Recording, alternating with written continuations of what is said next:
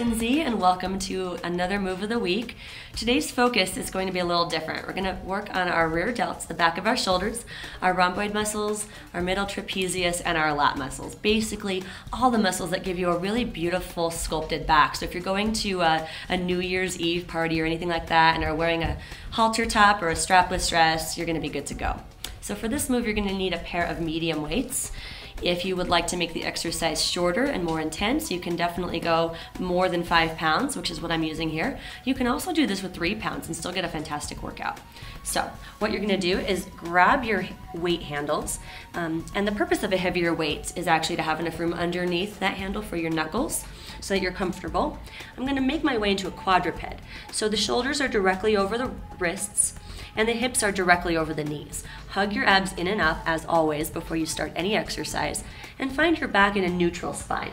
So we don't want it to arch like in our cat stretch, and we don't want it to hyperextend here into a sway back position. So find that spot right in the middle. Then you're going to begin opening one arm to the side. So you're doing half of a reverse fly. We're gonna lift up for 2 and lower down for 2. Exhaling as you lift, and then inhaling as you release. Notice that my arm is not lifting very high. Your goal is to pull your elbow into the line of the shoulder, but the heavier your weight, the lower the elbow will stay. Keeping the elbow soft is important as well. We don't want to work with straight arms. We want to just keep a little bit of a roundness through there, like we could be hugging a beach ball on the way up and then deflating it on the way down. And then I'm going to take it to a little pulse at the top. Lift and lift. A great combo that I like to use in my classes. Includes 3 pulses up and then a slow melt to the bottom. So it's 3, 2, 1, and release. By the way, with 5-pound weights, this is very intense. I'm struggling to remain cool here under pressure. 3, and release. And let's finish strong with 8 pulses. 6, 5, last 4, and 3, and 2, and 1. Next.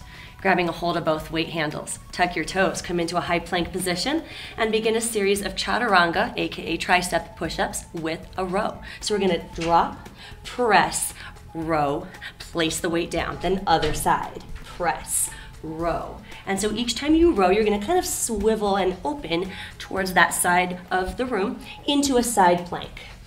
And row. Good, I'm gonna do one more each side. Inhale down, exhale up. It will really help your push-up if you keep your abs and your buttons really tight on the way up. Now I'm gonna finish with 8 pulses at the bottom. Squeezing the elbows into the rib cage like bookends. 4, and 3, and 2, and 1. Press up. Take your hands off the weights.